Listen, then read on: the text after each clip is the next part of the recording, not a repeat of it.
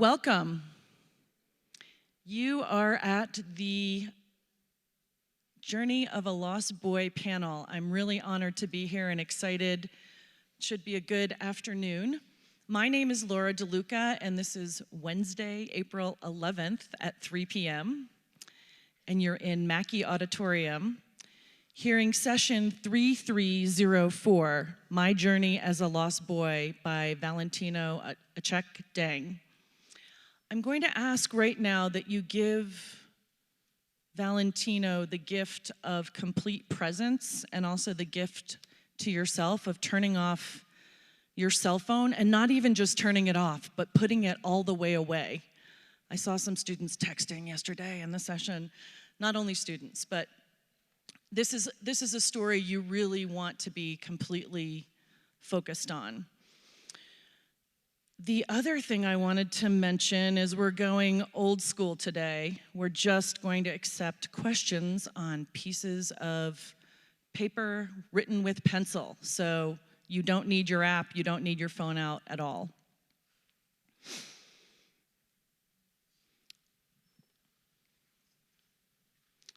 I have had the blessing of teaching Valentino Achak Deng's book for the last 10 years at the University of Colorado.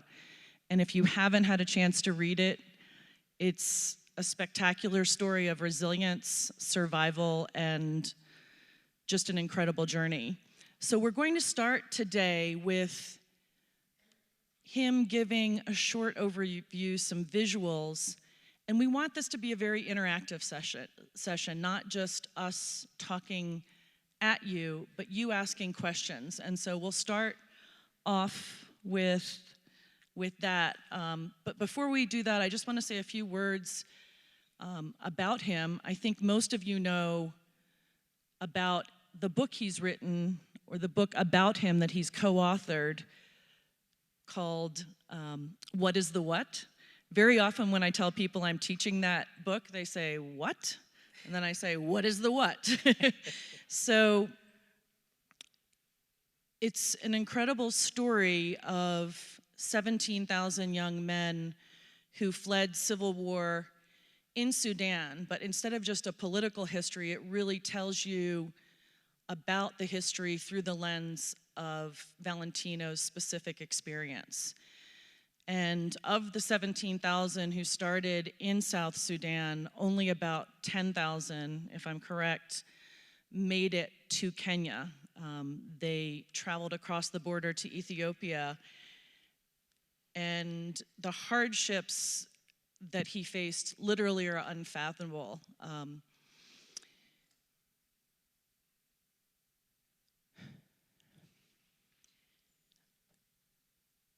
One of the things that he worked on was this incredible story written with Dave Eggers. How many of you have heard Dave Eggers, kind of best-selling author? Dave Eggers also wrote about his own experience. What was the name of his book? The Heartbreaking Work of a Staggering Genius. So The Heartbreaking Work of Staggering Genius, about his own tragedy that he experienced. But Valentino's going to tell you more about how closely they worked. One thing to highlight, though, is the foundation that Valentino started, really focusing on education and giving back to Sudan, war-torn country, now one of the newest countries in the world, South Sudan. And the name of his foundation is the Valentino Achak Deng Foundation. He also has had time to work directly in the political and policy world, not just as an activist, but as a member of the government, State Minister of Education in South Sudan, overseeing 875 schools. So without further ado, I'm going to turn it over to him. Let's give him a big welcome from Boulder.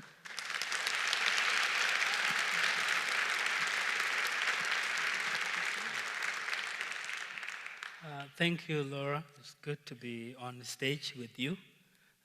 You have done a lot of work in Sudan and elsewhere, and I'm privileged to share a stage with you. I also would like to extend my thanks and warm regard to each and every one of you for coming here this evening. these have been a very wonderful weeks for me, listening from other speakers and interacting with people, the people of Boulder and Colorado, and visitors who have come to attend the 70th Conference on the World Affairs.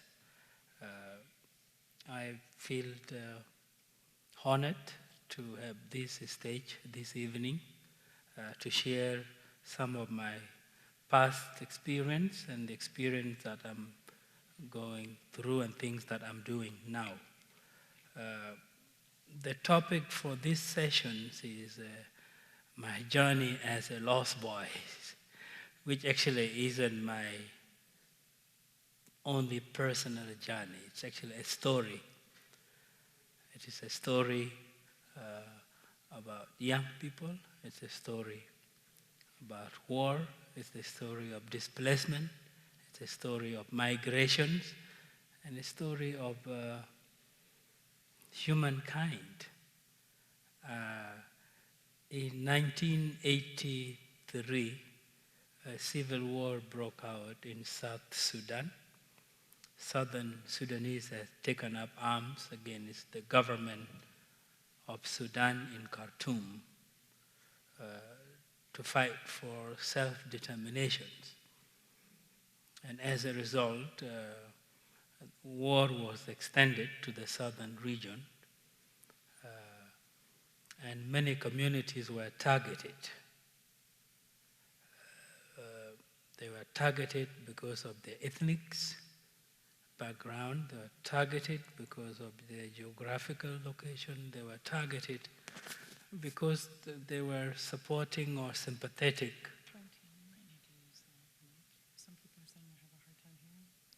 Okay, are some of you having a hard time hearing me?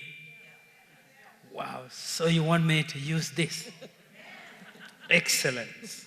Can you hear me now? I speak very soft. If you don't hear me, yell or raise your hand. So by 1987, the conflict had taken tolls on many communities, including my own, and I had to trek, to walk across thousands of miles from northern Bahr Ghazal state, which is located on the northwestern part of the present-day South Sudan, to Ethiopia. I think that journey is what people termed up as the Lost Boys. I was from my village with a couple of other people, and there are also different people from across the country who have heard that there were refugee camps set up in Western Ethiopia and Kenya and Uganda, and so there was a huge migration of people. Towns were targeted, villages were targeted, schools were closed, health issues, there was famine. There was so much that you can imagine about a conflict. And the journey wasn't an easy one for me. At that time in South Sudan, I did not have shoes. I did not have proper clothing. Sometimes no mosquito nets. And you're walking across a vast savanna. You're walking across an unforgiving wilderness. You're crossing rivers, and you are hungry, and you don't have so much. And this was a situation many families and many people had to face. And at that time, there was no media. There was no, South Sudan was not accessible. So pretty much the government in Khartoum that was displacing people was also controlling the information to the outside world. So massacres, one after another, happened. But after 3.5 months or 4 months, I had walked across 1,000 miles, and was in refugee camps in Ethiopia, and for the first time had to live without my family. It was at that time also that I became to know that some of the African cultures are very strong, especially the idea such as the one in my community where young boys are usually sent to the cattle camps on their own. So sometimes you spend months or weeks away from your family. And in this situation, that play an advantage in my life. So I had to meet other young people, and we had to live together. And the Southern Sudanese community, which was very much aware of the fate facing the country, decided to send us to schools. When I say we were sent to schools, the schools weren't actually existing. They were under trees school. We had to learn under trees. We have good teachers. In fact, two of my colleagues graduated from University of Colorado here in Boulder a couple of years ago. And we had the benefit of being with educated Southern Sudanese members and having been sent to schools. At time we did not have exercise book. At time there were no pencils. At time there were no textbooks. But we had to make do with what was needed to learn. Ethiopia became the refugee camps where we stayed for a while, for 3 years, and in the 4th year, the Ethiopian regime was overthrown, and we had to leave the country. At that time, we returned back to South Sudan, where the security situation was not good at all. At that time, the rebels movement had captured many towns in the south, and the government in Khartoum had intensified fightings, including aerial bombardments of any moving targets. Any moving target. So anytime we were moving somewhere, we were subject to bombings, we were subject to ground assault, and we found South Sudan very dangerous. A decision was made, and we continued on to northern Kenya in 1992. At that time, I was in the 4th grade and became aware of myself, and that I had to live in a constructive manner. I mean, in a cross cultural environment with everybody that I would meet, and that there would be no stranger in my life, unless if somebody decided to behave so. So I spent a few years in Kenya, and in 2001 I came to the US. At that time, and this is how I'm going to end my statement, over 2.5 million Southern Sudanese had died in the war. Over 4 million Southern Sudanese were internally displaced. Many of them were holed up in northern Sudan at the camps established by successive regimes that had displaced them.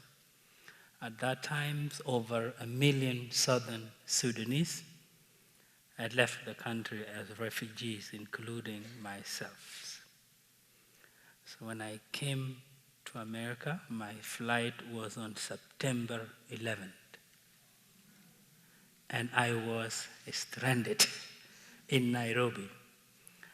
For some reason, I was allowed to come in, and I flew to New York on September 25th, 2001, and came to Atlanta on September 26, 2006.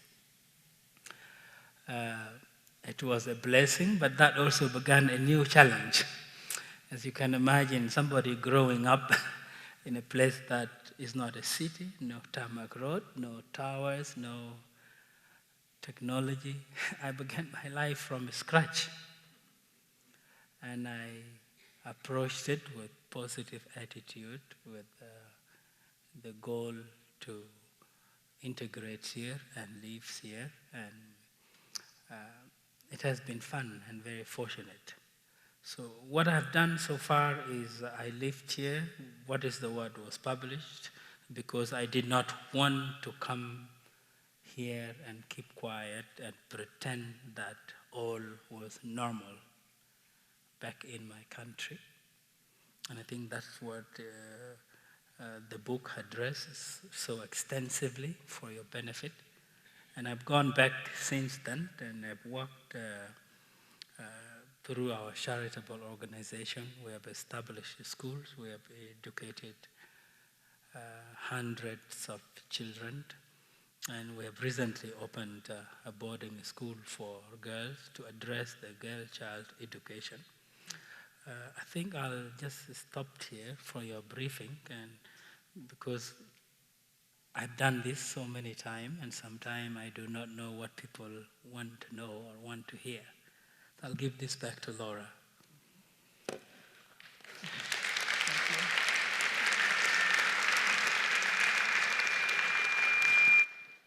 So thank you for sharing.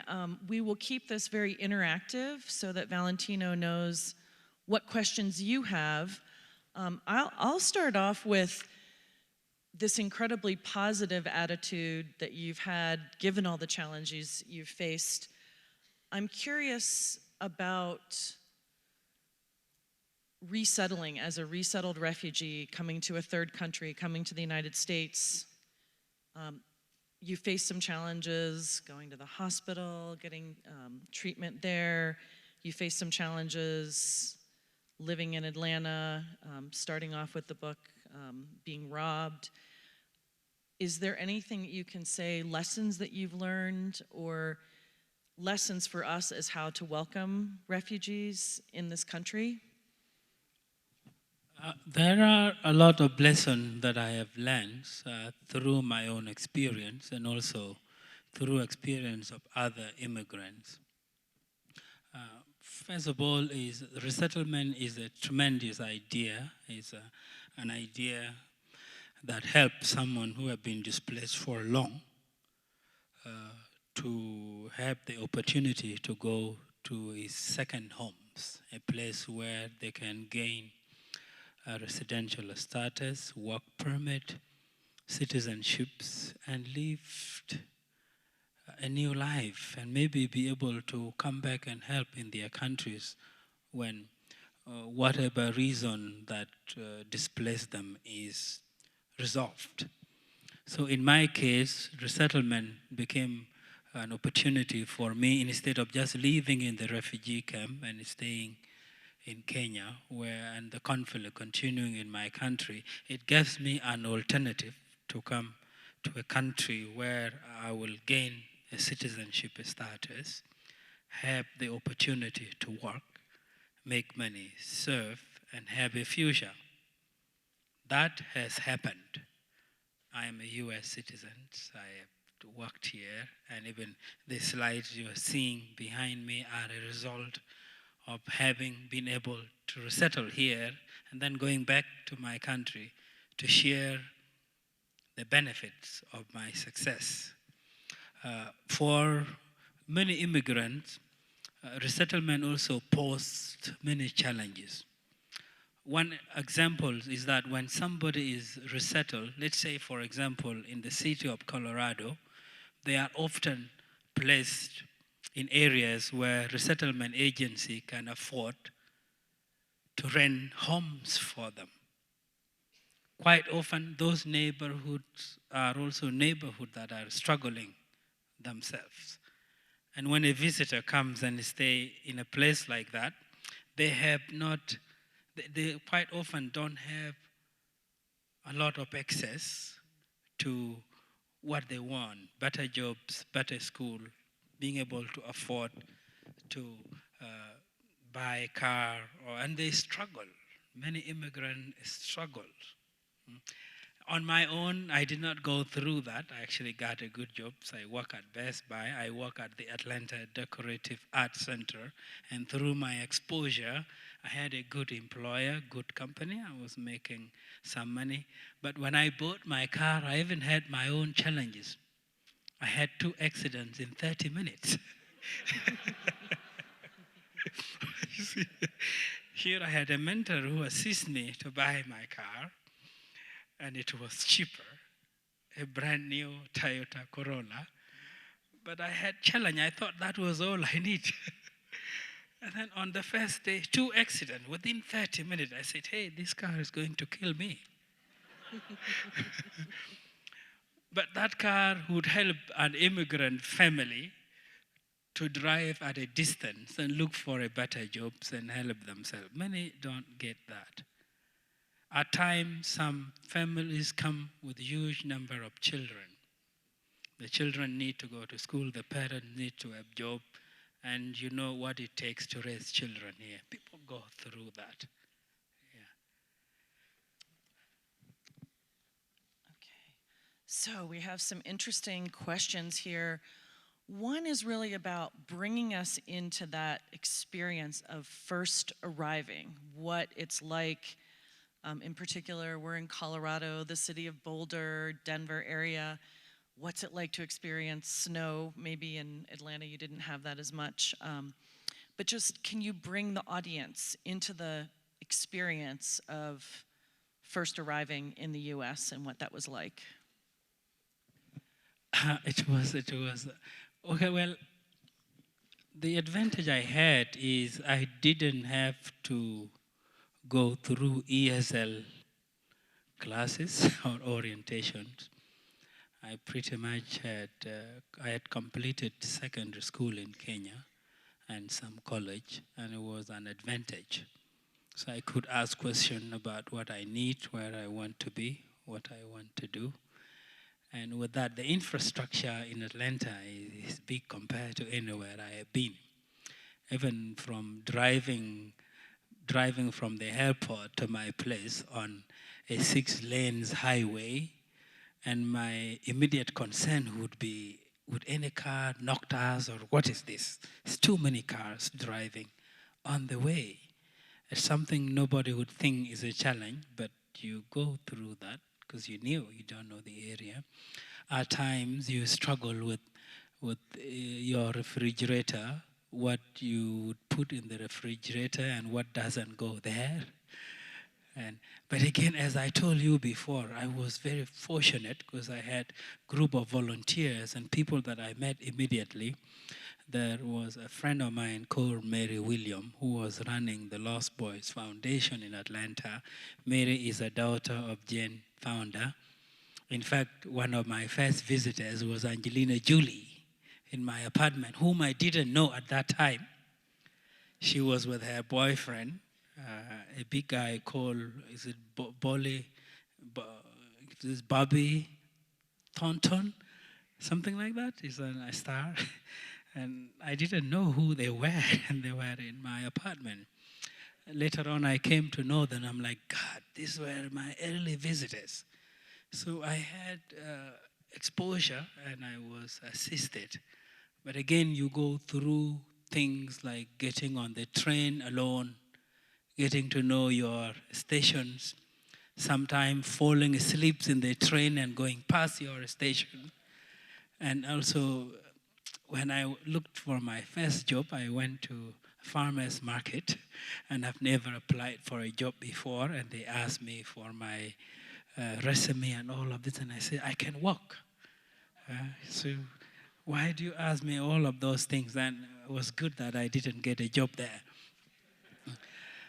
Because it was very cold. It's the farmer's market and the freezers and all of those. The place I did not want to go to was Fargo in North Dakota because of the snow. I had seen some pictures, and some of my friends who went there had spoken to us about the snow and weather being a major obstacle. I went to Atlanta, and there was no snow there. In fact, my first snow was in Tellurides here. in 2005. I have a friend in Los Angeles who had a home there, and I used to come to Telluride to do hiking. That's where I had experience with my first snow, and it was amazing.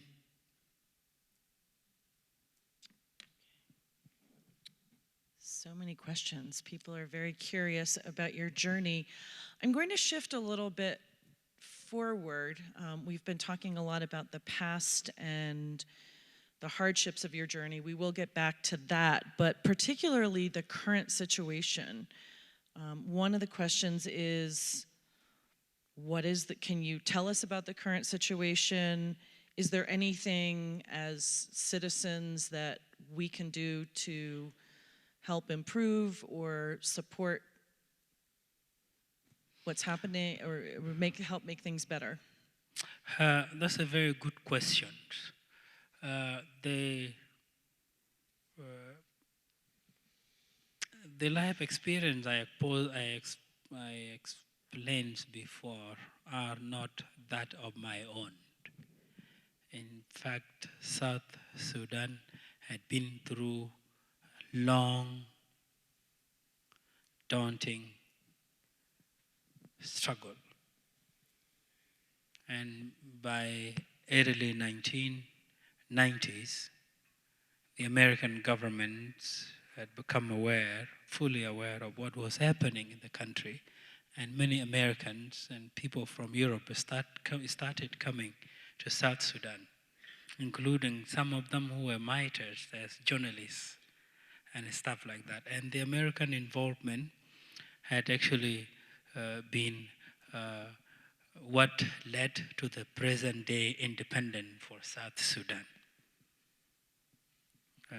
Southern Sudanese were persecuted because of their religious background, because of their ethnic backgrounds, by successive regimes in Khartoum. But the struggle paid off with an independence of South Sudan in 2011. With that, many challenges came along. The country lacked basic infrastructure. We do not have good road networks, which should have provided access to agricultural land so that we can have an agro-industry. We do not have energy. We do not have electricity. We do not have refineries. So energy security had continued to be a challenge, while the government was made up of many rebel fighters who themselves needed a lot of support. So the making of the state had been challenging, and in 2013, a power struggle among the elites took us back to an unfortunate level of violence and political turmoil. That situation had actually affected the progress and the advantages South Sudan would have gotten.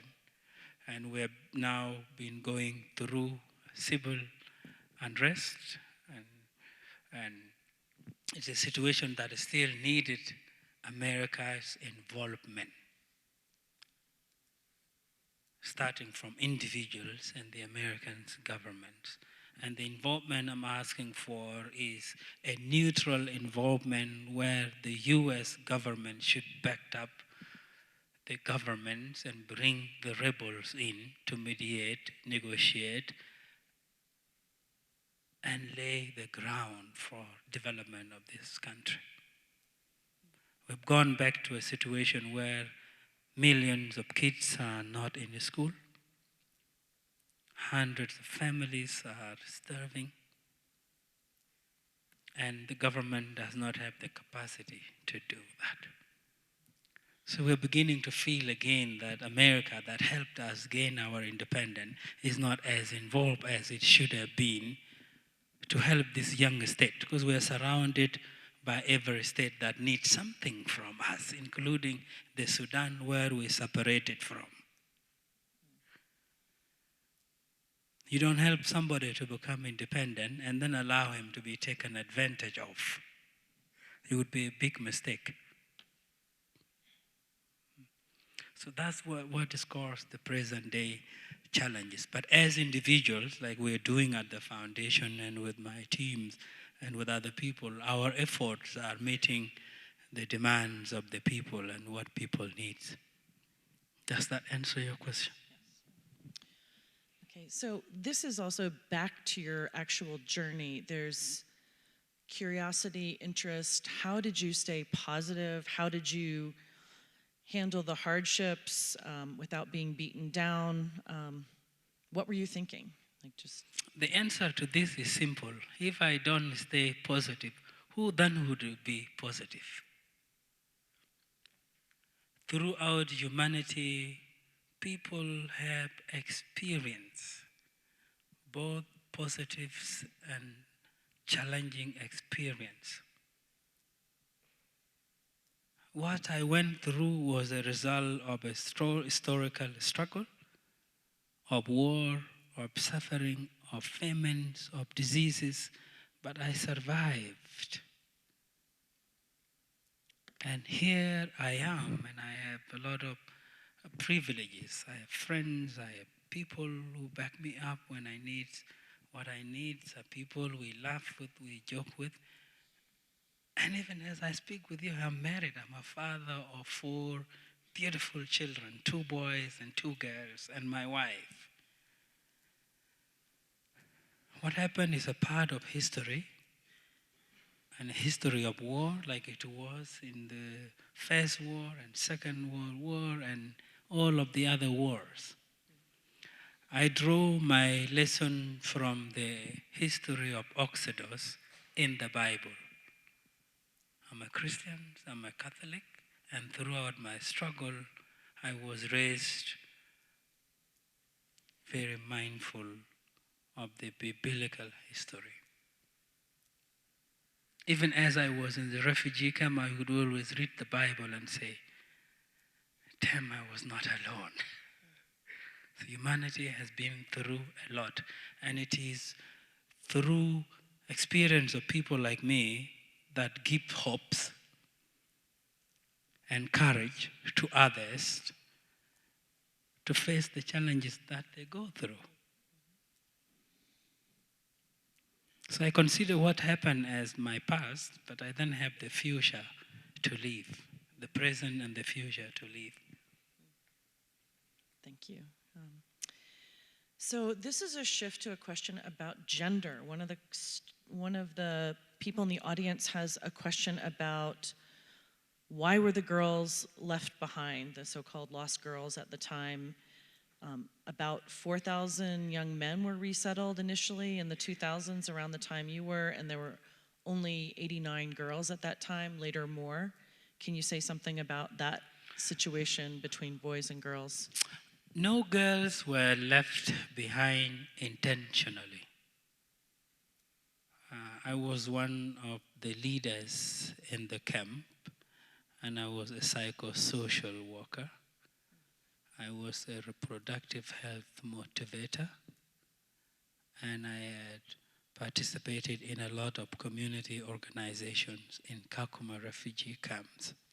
So when the opportunity to resettle the unaccompanied minors, they were not known as the Lost Boys. So the Lost Boy name is a media making. It's actually nothing is known in Sudan like that until we came here. Even me, I was not aware of that thing. But when the opportunity came for the unaccompanied minors to be resettled in the US, it was decided that anyone who came to the camp between 1992 and 1999 or 2000, or 1995, something like that, were the one given the opportunity.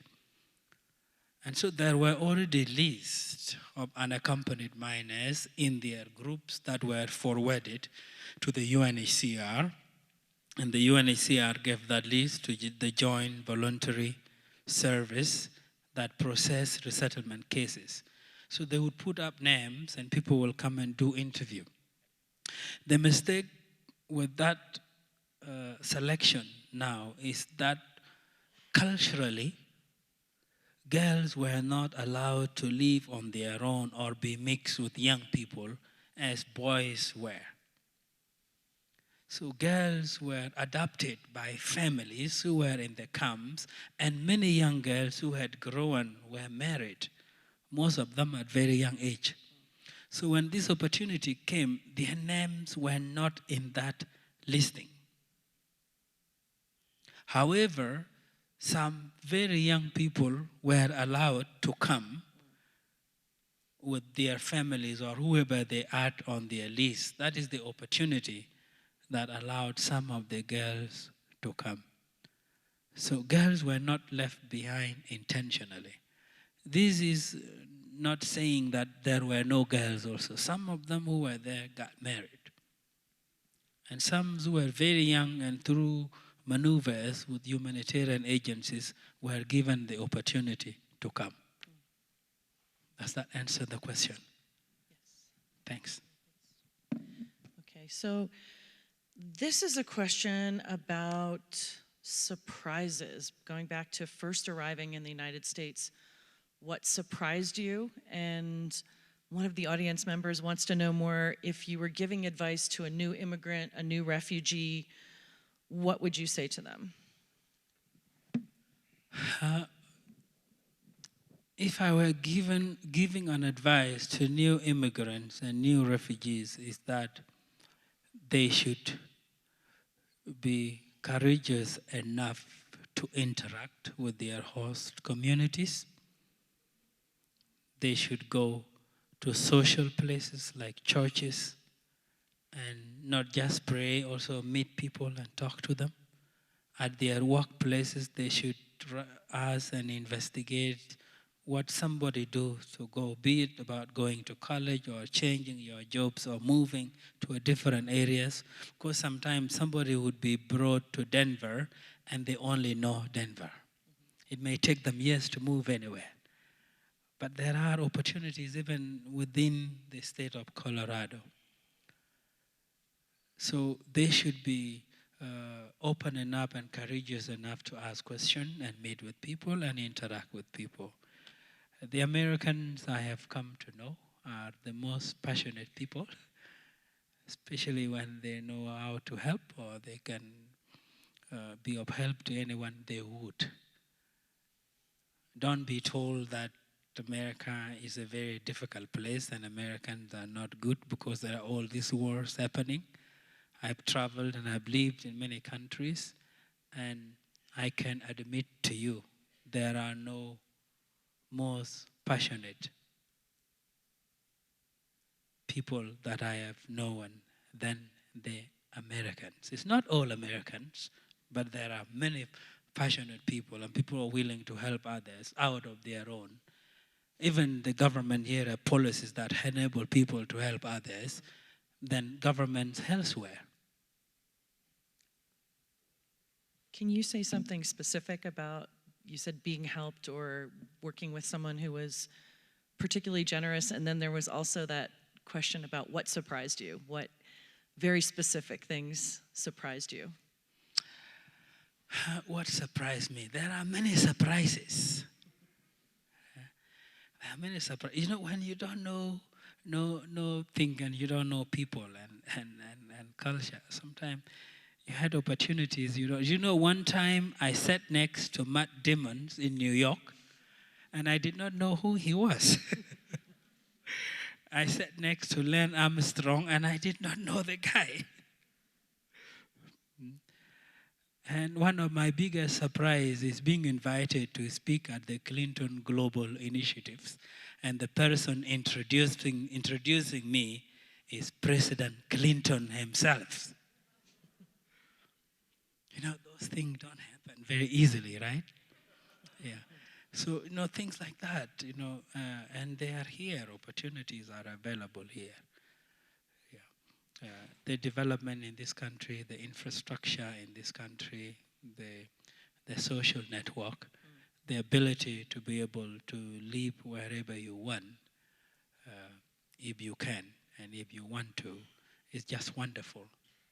America is a vast country, But if you have a residential status in New York, you can travel across to California without being asked, where is your travel permit? Somewhere that's not easy. Imagine where let's say in some continents, if you are in the state of Colorado, you will need a visa to go to the neighboring states. The free trades and the free, this access, these privileges are taken for granted, but they are also surprises to people who are new in this country. Okay. This is a very specific question, moving more to your experience working as an educator in South Sudan, your foundation. It's a question about WASH, which is water, sanitation, and hygiene. The University of Colorado has a big Engineering for Developing Communities program, Engineers Without Borders. I don't know who asked this question, but they wanted to know about WASH, water, sanitation, and hygiene, especially as it relates to how feminine hygiene in schools, in South Sudan, hygiene education, anything you can say about that or sanitation? There are many underlying factors that sometimes breeds violence and understanding and displacement in a number of countries. In South Sudan, one of the reasons many young girls do not find it comfortable or sometimes stay in school is that they are required to do a lot of household duties. One of these is if the village is located where there is no water, and particularly during dry season, you find this young woman travel for miles or kilometers to fetch water and come back home. A kid like that would not have the time to go to school because he's expected to go fetch water in the morning. Sometimes, because people depend on rainwater, they have to wait for one rainy season every year to cultivate because there's no water. And sometimes there are droughts. And all of that trickle down even to hygiene issues. People need a lot of water to take shower. They need a lot of water to wash their clothes. They need a lot of water to do a number of things. Even to drink. Drinking stagnant water, dirty water, bring diseases. So water is a major problems in a number of the areas where we worked, even including in our schools. At time you realize you have 500 students in one place and you have only one hand pump borehole. So yes, water contributes to challenges that people face. If there is enough water, people will cultivate however they want. They can have gardens, they can have vegetable, they can eat balanced diets, and nutritional issues would not affect small children. Okay. This question is about dreams and goals. There's the saying that you mentioned in Sudan, education is my mother and father. Can you talk a little bit about dreams and goals that you had, and were you able to accomplish them?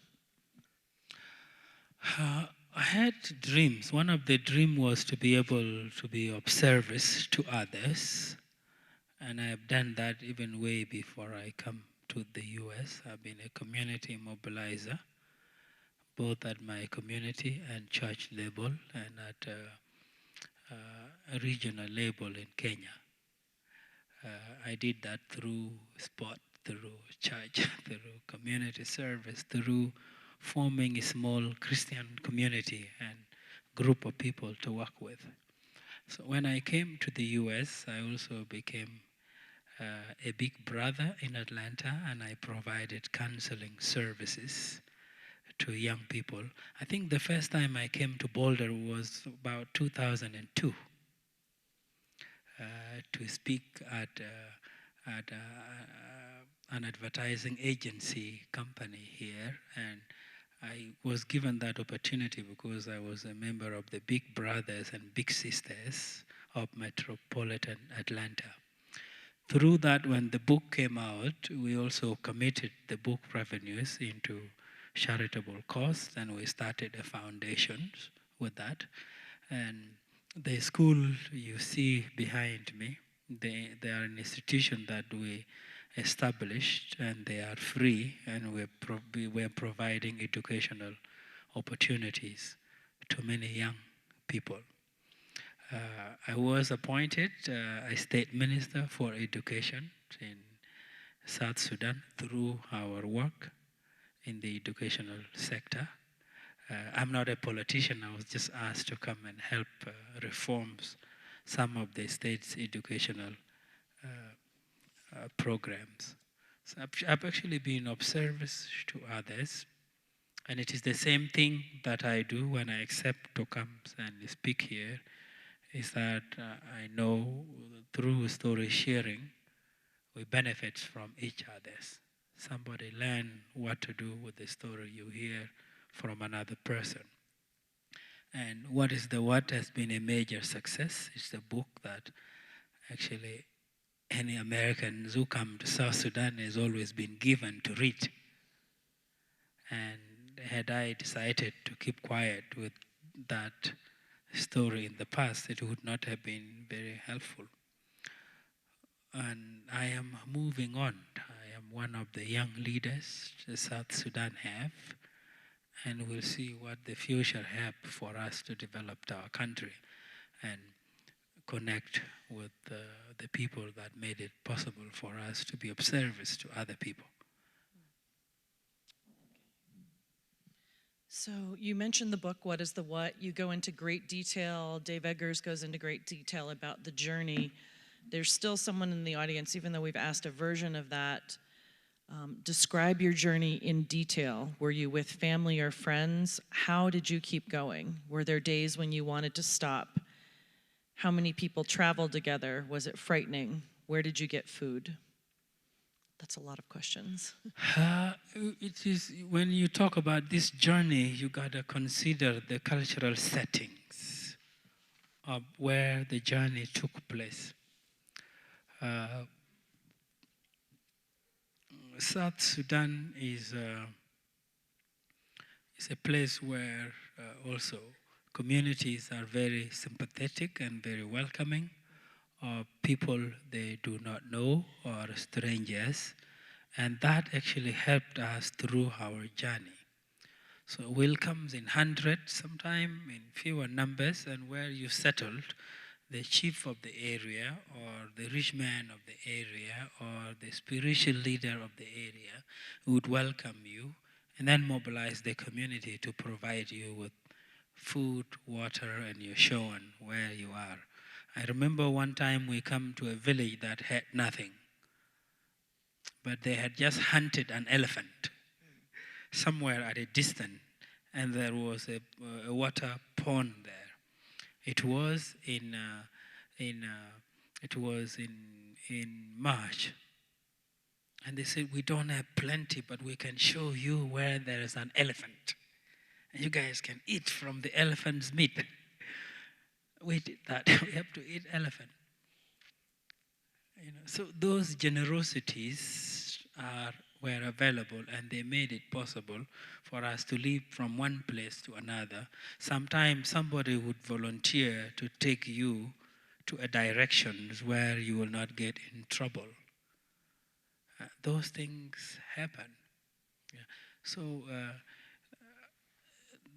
we met a lot of generosity as well as hardships at the same time. But the best way I can describe this journey in detail is the book.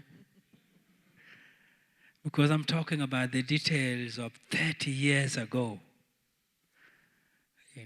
Sometimes it's very difficult to go back to vivid memories and bring them up.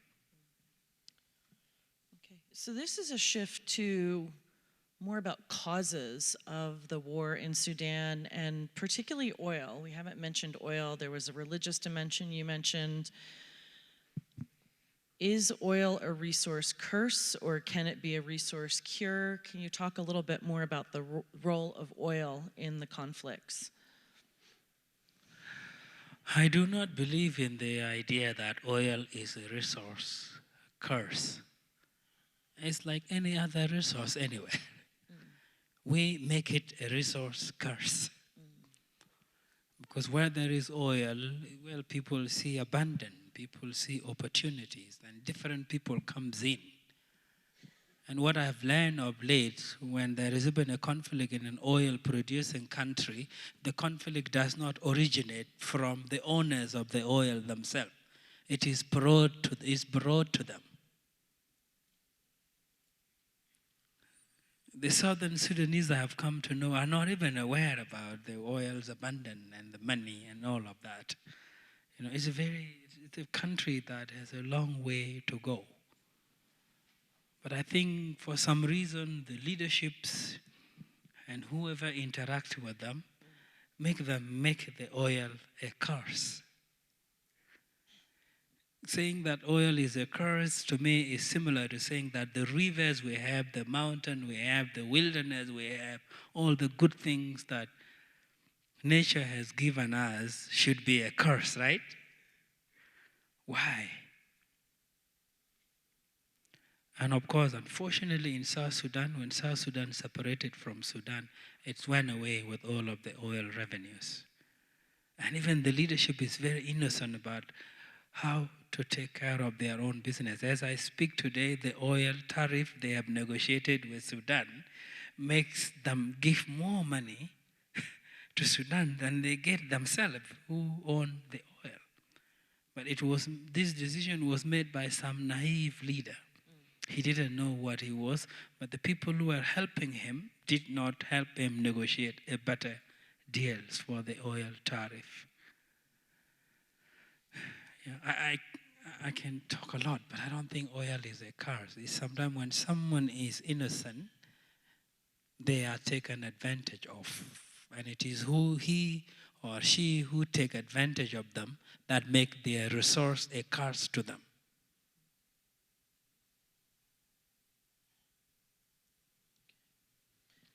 So this is a question about public institutions and refugees and immigrants resettling here, settling here. How can public institutions play a positive role? What role can they play? In particular, libraries. Is there a role for these institutions in helping new refugees and immigrants? Or what role? Yes, there are roles. We are communities, and when there are members of communities that do not have certain privileges and have advantages, we're supposed to reach out to them and help them. There might be people who are here and someone might be going to school and they don't know how to access the library. Or there's a bookstore that have books that they no longer want to sell and they don't know somebody is in need of them. So what we need to do for this institution to help is more awareness, where someone who knows a bookstore might give something goes there, and then if they know where a community in need is, they go there. At our own levels, we should have days of services where we go out and look out for members of our community who needs what we have that we may not know. I was looking at my Facebook yesterday and some apps came up and people are selling iPhones. Somebody is selling an iPhone 5 for $20. Somebody is selling a camera for a small amount of money and it's on Facebook. If somebody doesn't know how to utilize those services and you are here, maybe you are a student and you know that, you can locate those people, those communities and help them. Maybe have an iPhone by paying a small amount of money, and it's a used iPhone, or have a computer and they don't pay as much as they would when they buy a brand new computer, or have somebody give them their devices. Could involve beds, mattresses, things that we don't want to use. But again, not everybody should be doing that. There should be somebody knowing that, coming to someone and say, there are these opportunities here, or you have this thing that can help somebody. I'm a social worker, so I might tell you things you don't want to hear. Yes. So, what was it like to work with Dave Eggers, and why the title, What is the What? If you could say a little bit more about your collaboration, what it was like, what he's like to work with. Dave is a very humble person. And he's actually, the reason we worked well is that we didn't consider this project something else than just two friends working for a common goal, to get a story that they should share with others. We went to Sudan together at times when we were not allowed to go to South Sudan. And you know, it took us very long time to come up with this material. At times, we act as if nothing was happening. So we started in late 2002, and the book was published on October 25th, 2006. So we took trips to a number of places, Ethiopia, South Sudan, Kenya, and elsewhere. How did you first meet him? I was introduced to him by a friend of mine, Mary Williams. And Mary Williams had come to know me and know my ideas. And actually, I had many other writers interested in working with me.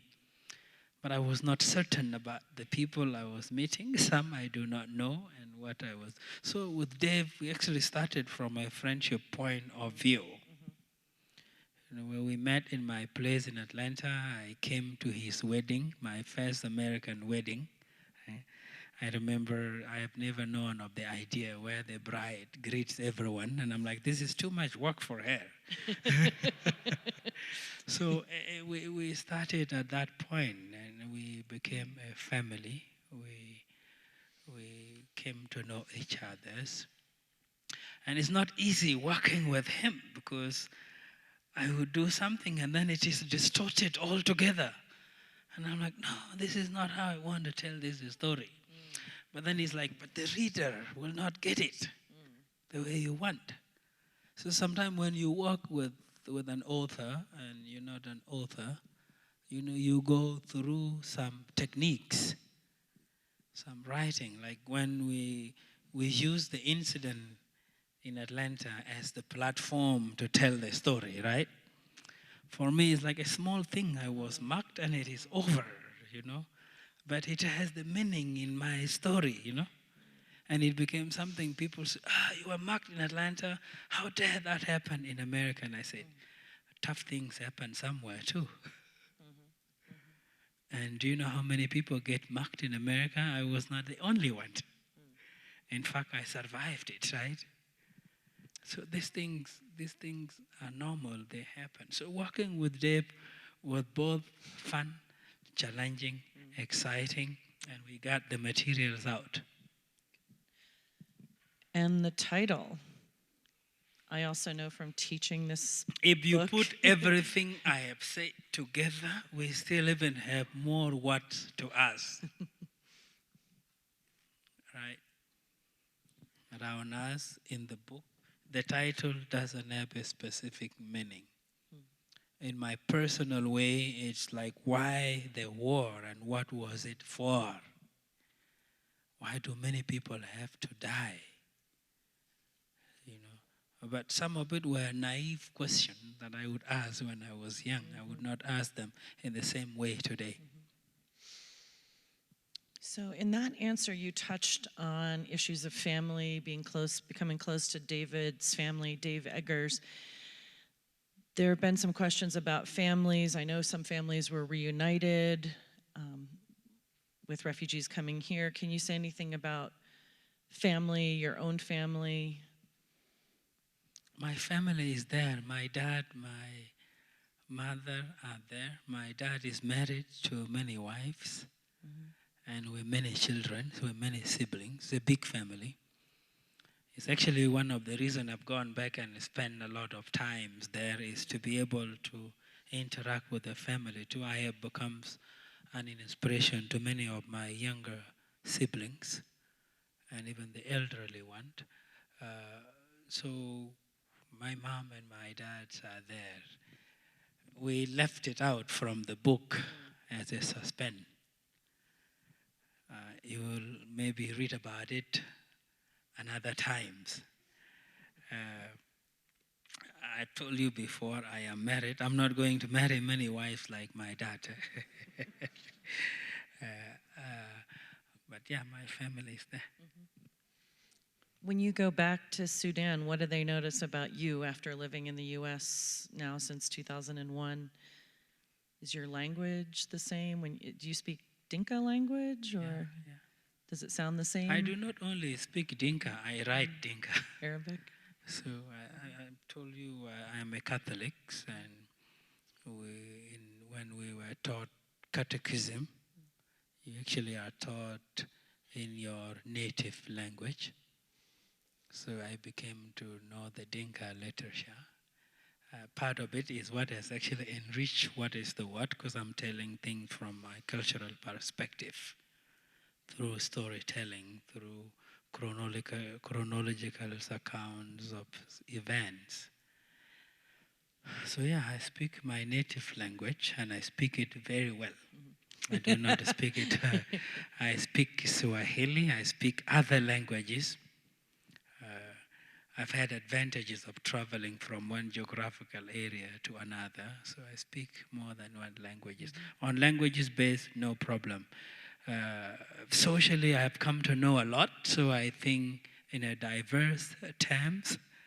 Sometimes when I go home to my people, you see the people are not aware of other people elsewhere.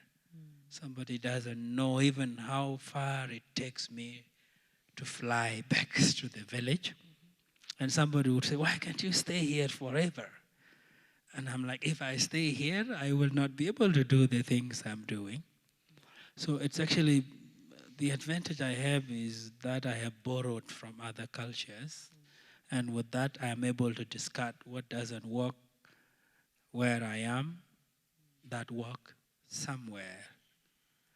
Yeah. So I'm fluent in my native language. I interact with people very well. I know a lot, hundreds of other people. There's no single city I will go to in South Sudan without somebody I know. So this is a question about technology. How could technology help the refugee crisis, play a role? Technology. Are you talking about refugees that have come here, or refugees that are in the refugee camps? Because technology is helping in a number of ways. If you're talking about refugees who are in the refugee camps in countries where there is electricity, I think them having access to internet, sometimes having access to money, pesa, or what you call it mobile money, helped in where somebody can send something far away to someone in another location. It also helped with doing research online, reading materials online, doing text, exchanging literary materials online. So technology helped in those sort of ways. And even also in the information sharings. There are people locked up somewhere with no access to simple information that can help them. There was a time I was sick, and I did not know what it was. So I went online and I Googled. I just typed in how I was feeling, and it said, if you have this pain, you can ask this, you can consult this, and I was able to get the doctor I want because I knew what I was suffering. Those are things you can get in through technology. So this is something I'm supposed to read as the moderator, and I'll just take a moment while we're waiting for more questions to quickly mention that the CWA 70th crowdfunding campaign is happening. And to celebrate CWA's 70th year, we have set a goal to raise $70,000. We're a quarter of the way. CWA is a quarter of the way to the goal, and we would appreciate your support. I know your cell phones and mobiles are away right now, but when you pull them back out, you can give by selecting the donate button on your app or visiting the CWA website. So we're still waiting for more questions. Really enjoying this interactive format. Do we have more questions from the audience? Okay. One of my favorite questions, is there anything else we should know about? Is there anything else you'd like to share with the audience that we haven't covered? I think I have spoken a lot. Anything about your foundation? Well, I don't know if you have been able to see our website is www.vadfoundation.org. And I also would like to introduce two very wonderful young women who are the lifeline of our foundation.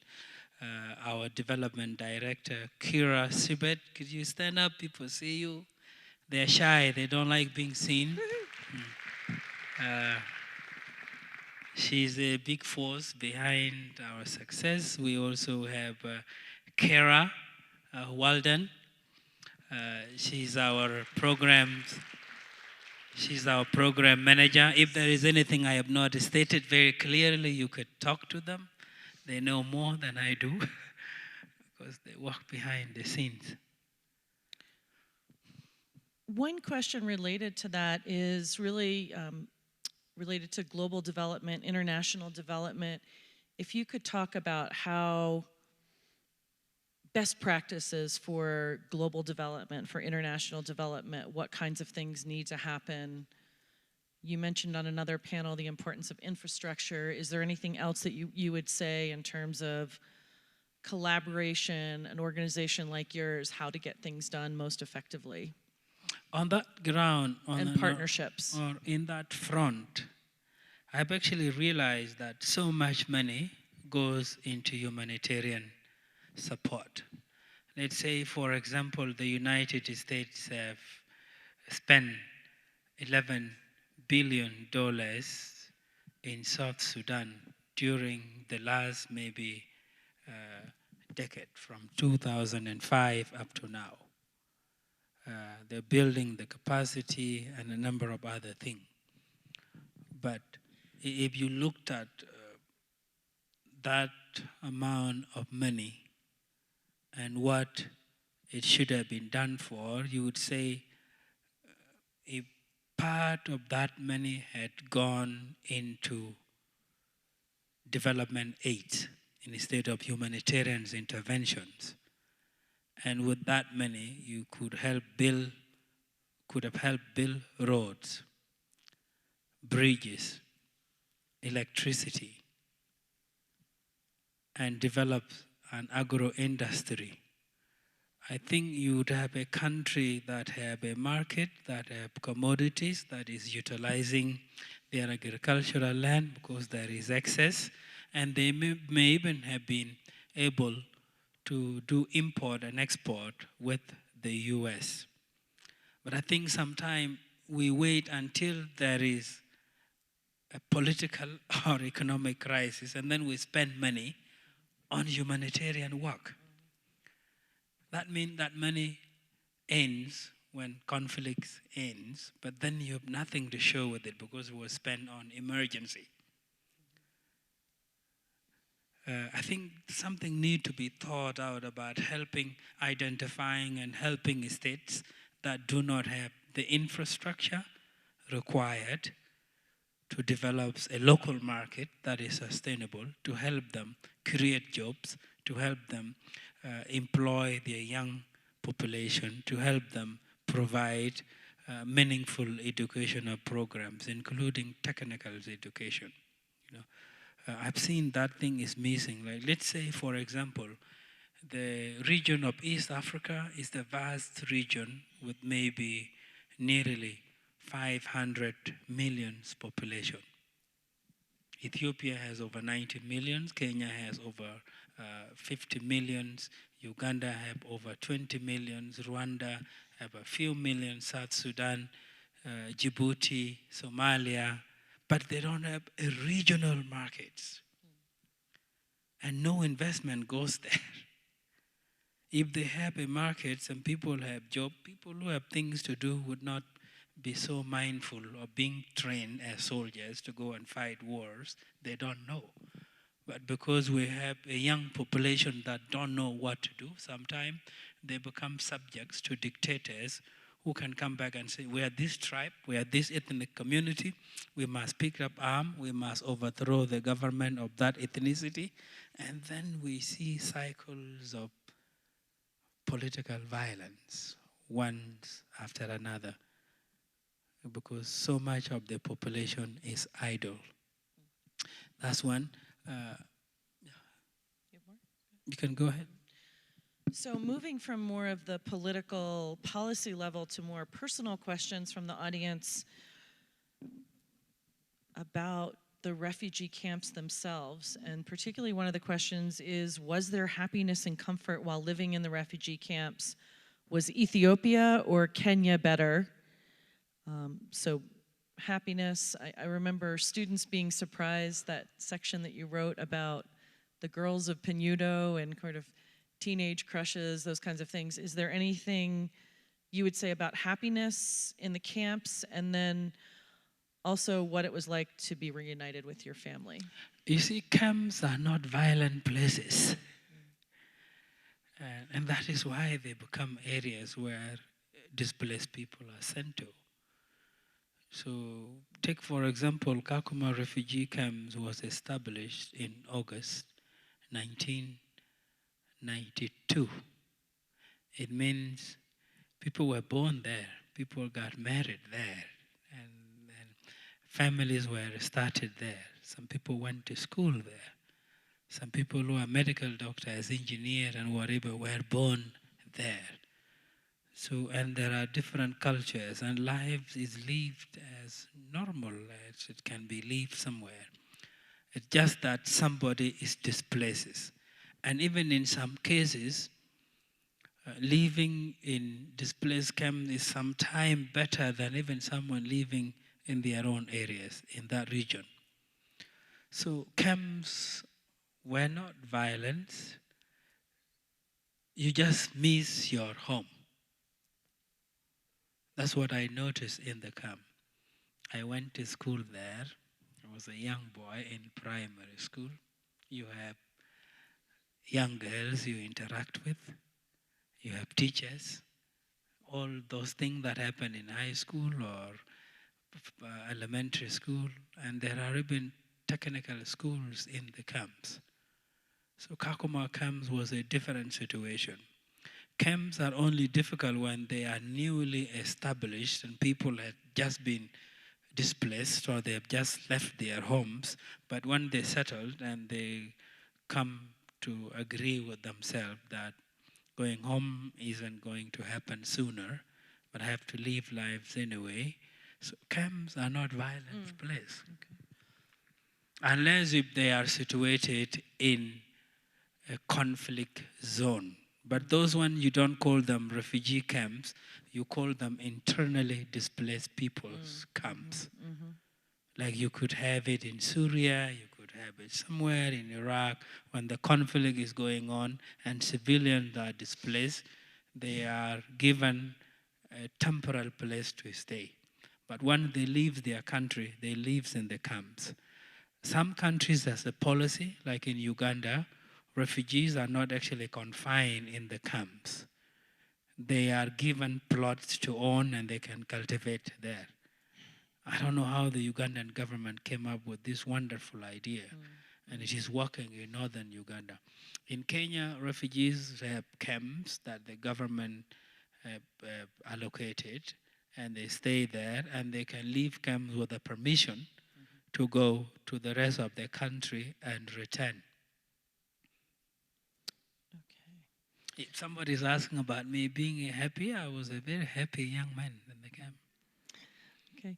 Played basketball, volleyball. I was one of the best, and I enjoyed my time. I actually never leave regretting constantly what happened. Even up to today, I do not regret what I went through. I take it as a part of a history. I don't know, it's very difficult to tell people here, but imagine if you were part of the Jewish who were persecuted in Germany. See, at a certain level, you've had to accept that what happened, happened. It's a part of human struggle. But you cannot live regretting it, and you also do not expect to be seen in terms of that. Because we overcome things. We sometimes have things we go through that could not even be about conflict, but are social thing. We have even sometimes boyfriend, girlfriend breaks up, families breaks up, friends breaks up, but we should not allow them to determine how we live our future. So we have just a few more minutes, and we aren't going to get through absolutely every one of the questions, but we're here afterwards and would love to talk to you. So I am going to ask a few of the questions. One, does the foundation hire recent graduates? Would love to contribute. We don't hire, but we love volunteers. We do not have the capacity to hire. Something that we have done in the past, and we're going to do it again also, is we used to have volunteers who would pay their own tickets and come to Sudan and help teach, help develop things, and work with us. But what we have now is we have volunteers, like in Boulder. If there's a group of people that want to put themselves up, and they could be our focal point here, they can organize. Are you based functions in for Atlanta? us. We are in San Francisco. Now, okay. And So- they could organize things for us. We would love to have a team in Boulder. And if students are here and they want to form that for the University of Colorado in Boulder, we would be very open up to that idea. It's the best way to network, it's the best way to help each other, it's the best way to reach out to those who may not be in the location we are, but are within our reach. That is the advantage technology can do with us. One question from a student. As a black student, too often, I'm going to shorten this a little bit so we can get it completed. As a black student, I often am mansplained by white students, females as well, on how Africa is bad or sad because of colonialism, colonizations. Is this attitude shared by 20-year-olds in Sudan? Africa have unfortunately suffered from decades of stigmatizations, stereotypes, but I still think that the colonial legacy should not be given a room to deprive Africa of what it deserves.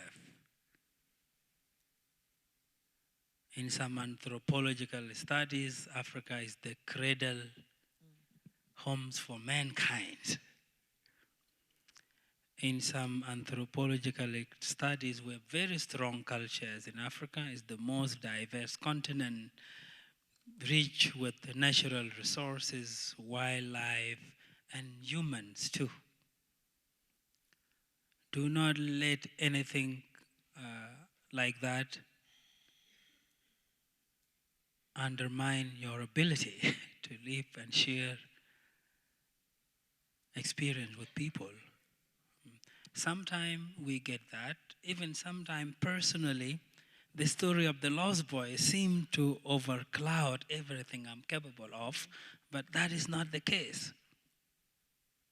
There is a lot in Africa, and there had been, and there's still more to discover, to experiment, to share. It's one of the best continents I have known. Anytime I fly into Africa, when I go to Kenya, I see great migrations. When I go to Tanzania, Mount Kilimanjaro, Rwanda, Uganda, Lake Victoria, Ethiopia, all of this, there's nothing wrong with Africa. We should actually start migrating there and fix things and build it. Yeah. Okay. So when somebody tell you about Africa, you should laugh and be happy and tell them what you know about Africa is not all that there is in Africa. Tell them what is in Africa too that they should know.